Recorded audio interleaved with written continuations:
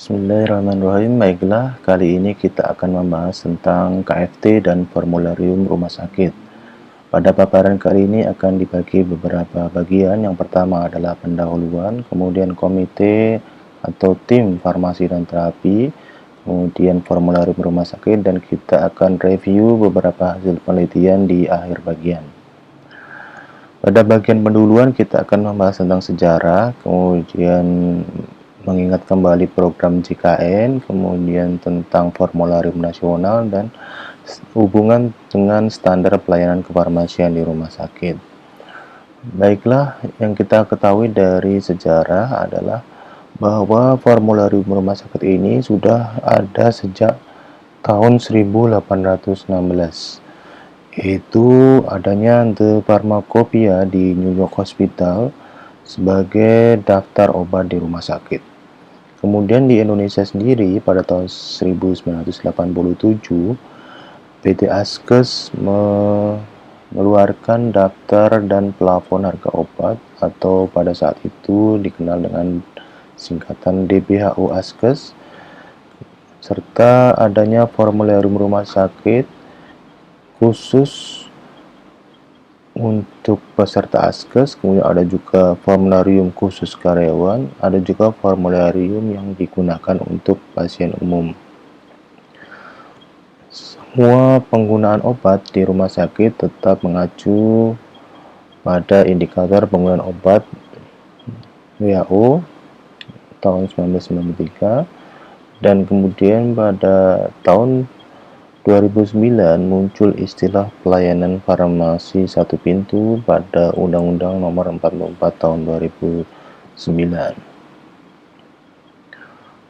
Kemudian program JKN yang saat ini berlangsung itu sebenarnya dimulai dengan adanya Undang-Undang Nomor 40 Tahun 2004 tentang Sistem Jaminan Sosial Nasional (SJSN) yang disitu juga menyangkut bidang kesehatan.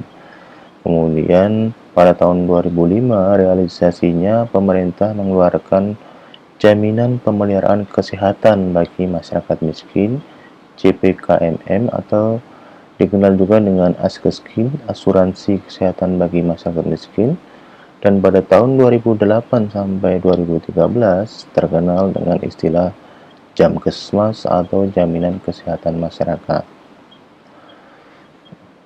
Program JKN ini kemudian perlu didukung dengan formularium nasional yang diterbitkan pada tanggal 9 September 2013 untuk pertama kali sebagai acuan sarana kesehatan di program JKN, sehingga pada tanggal 1 Januari 2014 JKN dimulai dengan acuan Fornas yang pertama, dan semua integrasi jaminan pada yang waktu lalu bergabung pada BPJS Kesehatan atau PT Askes yang ditunjuk sebagai badan pengelola jaminan sosial di bidang kesehatan. Nah, formularium nasional itu sendiri yang merupakan acuan dari program JKN yang kemudian jadi acuan pada formularium rumah sakit memiliki riwayat yang panjang. Dari awal dari tahun 2013 dengan PMK 238, kemudian terus diperbarui tiap tahun. 2014, 2015 setiap tahun akan diperbarui sesuai dengan kebutuhan, karena munculnya Fornas menimbulkan masalah tersendiri. Selain bisa menyatukan persepsi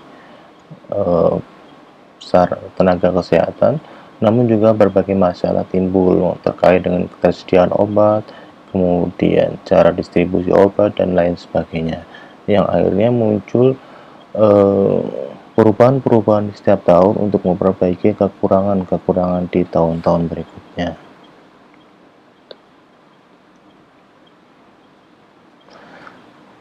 Nah, di rumah sakit, pelayanan kefarmasian mempunyai standar dengan Permenkes 72 tahun 2016. Penggunaan formularium rumah sakit juga mengacu pada Permenkes nomor 2 tahun 72 tahun 2016 ini.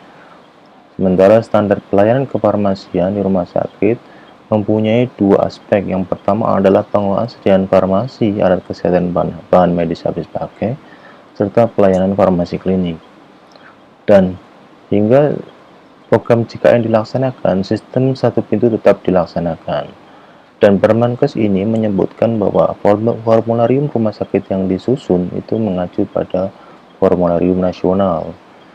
Dan kemudian ada istilah komite atau tim farmasi terapi yang ditetapkan oleh pimpinan rumah sakit. Nah, kalau berbicara tentang komite atau tim farmasi dan terapi, kita akan berbicara tentang organisasinya seperti apa, anggotanya siapa aja, tugasnya apa aja, peran anggotanya apa aja, dan apa peran apoteker dalam KFT ini. Organisasi KFT adalah suatu wadah yang merekomendasikan kebijaksanaan penggunaan obat pada direktur rumah sakit. Jadi semua kebijakan penggunaan obat itu direkomendasikan oleh KFT. Dalam pengaturannya, KFT harus melakukan pertemuan atau rapat paling sedikit 2 bulan sekali. KFT dapat mengundang pakar dari luar yang memiliki pengetahuan khusus untuk memberikan pertimbangan kepada KFT terkait dengan penggunaan obat. KFT menetapkan aturan, forum perwakilan beberapa stakeholder dan jumlah anggotanya. Nah, siapa yang menjadi anggota dari KFT? Di sini disebutkan pada PMK nomor 200 tahun 2020, KFT terdiri dari dokter, apoteker, dan tenaga kesehatan lain yang diperlukan. KFT dapat diketahui oleh seorang dokter atau seorang apoteker. Pada PMK sebelumnya, KFT hanya dapat diketahui oleh seorang dokter. Pada tahun yang terbaru ini dapat diketahui oleh seorang dokter atau seorang apoteker. Apabila diketuai oleh dokter, maka sekretarisnya adalah apoteker. Apabila diketuai oleh apoteker, maka sekretarisnya adalah dokter. Tugas KFT menyusun program kerja yang akan dilakukan yang kemudian disetujui oleh dokter. Mengembangkan kebijakan tentang penggunaan obat di rumah sakit, melakukan seleksi dan evaluasi obat yang akan masuk dalam formulir rumah sakit, mengembangkan standar terapi, dan mengidentifikasi permasalahan dalam penggunaan obat. Nah, tugas lain KFT adalah melakukan intervensi dalam meningkatkan penggunaan obat yang rasional, kemudian mengkoordinir pelaksanaan reaksi obat yang dikehendaki, mengkoordinir penata laksanaan kesalahan penggunaan obat atau medication error, kemudian menyebarluaskan informasi terkait kebijakan penggunaan obat di rumah sakit. Nah, peran anggota di sini ketua dan sekretaris KFT lah sebagai motor penggerak dari komite atau tim farmasi dan terapi ini. Ketua KFT berperan untuk memimpin KFT, mengkoordinasi kegiatan KFT, mengkoordinasikan seluruh yang dibutuhkan penyusunan formularium rumah sakit. Nah, sekretaris biasanya banyak apoteker menjadi sekretaris di KFT, berperan mengajukan agenda yang akan dilakukan, memberikan usulan pokok bahasan rapat, pencatatan dan penyiapan rekomendasi, penyusunan kajian jika diperlukan, komunikasi keputusan KFT terhadap nakes lain, menetapkan jadwal pertemuan, mencatat hasil pertemuan, melaksanakan keputusan, dan membuat formularium berdasarkan kesepakatan. Selain itu, apoteker dalam KFT ini mempunyai peran yang sangat penting. Yang pertama adalah bisa menganalisis dan mendiseminasi informasi ilmiah, ilmu substansi klinis, dan ilmu farmakoekonomi yang terkait dengan obat atau kelas terapi yang sedang ditinjau, evaluasi pengguna obat, dan menganalisis data. Nah, terkait dengan formularium rumah sakit, formularium rumah sakit ini mempunyai susunan yang baku sesuai dengan peraturan Menteri Kesehatan.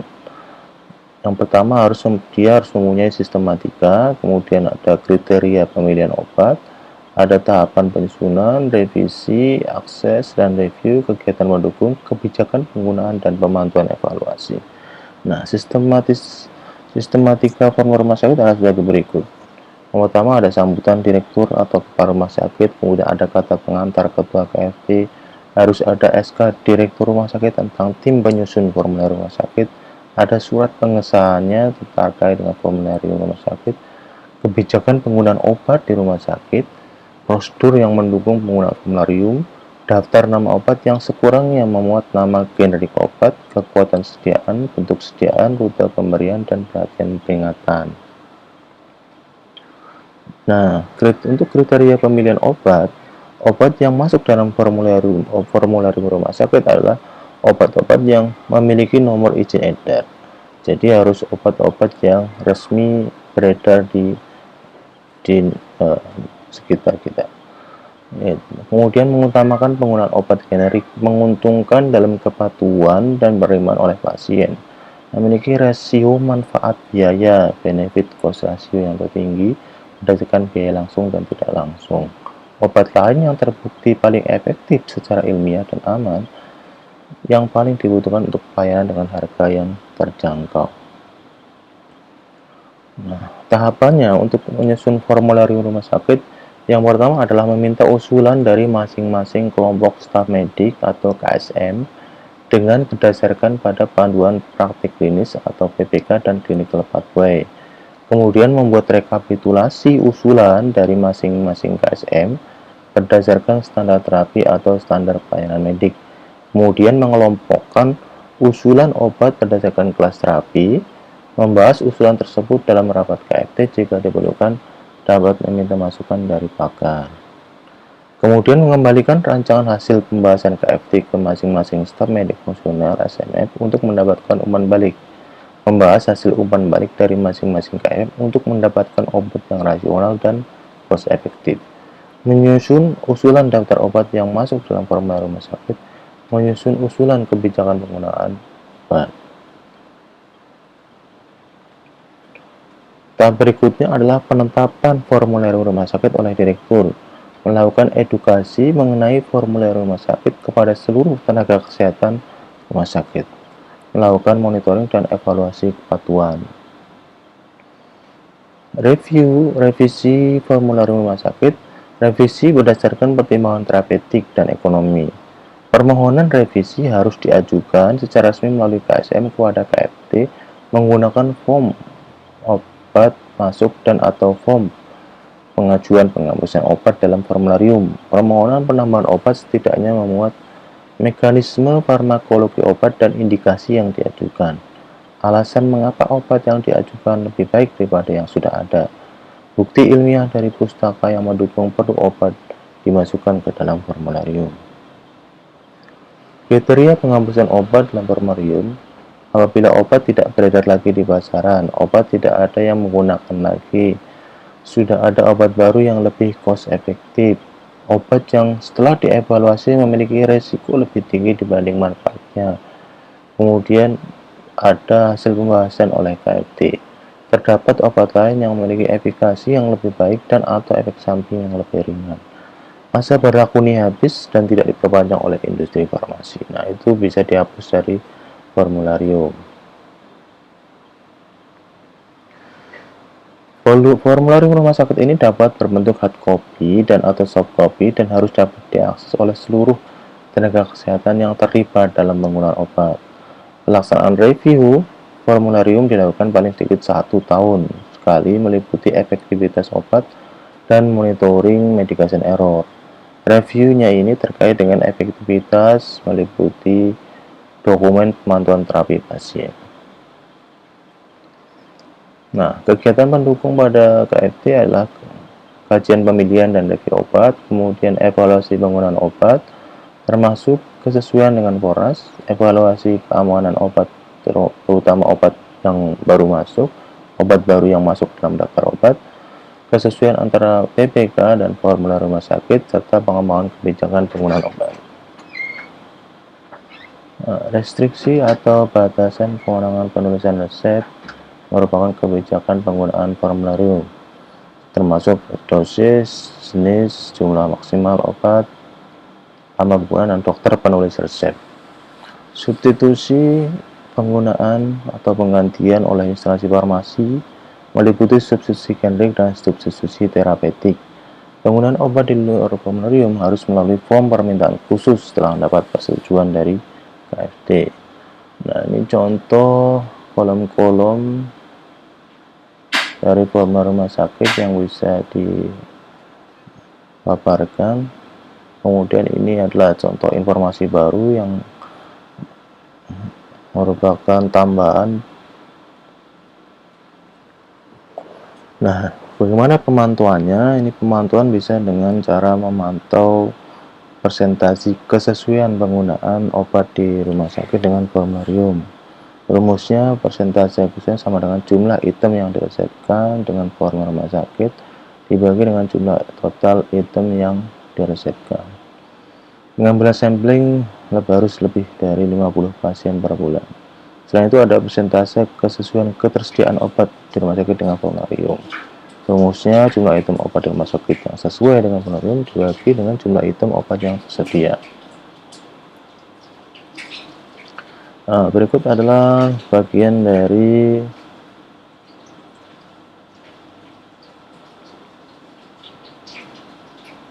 beberapa penelitian yang sudah dilakukan oleh di luar sana. Misalnya adalah gambaran kesesuaian formulir rumah sakit pada pasien umum. Nah, ini pernah diteliti, hasilnya kesesuaiannya 100%. Nah, ini bagus. Kemudian ada proses pengaruh pengembangan revisi formulir rumah sakit terhadap pengadaan dan stok orang. Ternyata frekuensi revisi ini berpengaruh terhadap pengadaan dan stok obat. Selain itu ada beberapa penelitian terkait dengan persentase pelaksanaan antibiotik oral sesuai dengan formularium. Hasilnya 98,70%. Kemudian analisis faktor yang mempengaruhi ketidakpatuhan dokter. Nah, ini ternyata pendidikan, keyakinan, dan sikap ini berpengaruh terhadap formularium, kepatuhan menuliskan sesuai dengan rumah sakit. Penerapan sistem formularium rumah sakit juga diteliti dan hasilnya keterwakilan SFF dan meningkatkan efektivitas kinerja. Nah, ada beberapa penelitian lagi yang analisis formularium rumah sakit. Di sini hasilnya proses penyusunan belum optimal, kemudian ada pengadaan dan persiapan belum sesuai formularium. Nah, ternyata banyak variasinya. Dan yang terakhir adalah terkait dengan formulir rumah sakit sebagai dan e-katalog sebagai formulir nasional dan e-katalog sebagai upaya pencegahan korupsi. Ini ditulis oleh tim KPK untuk mencegah adanya korupsi terkait dengan penggunaan obat di rumah sakit. Terima kasih, kita akan bahas hal lain di sesi berikutnya.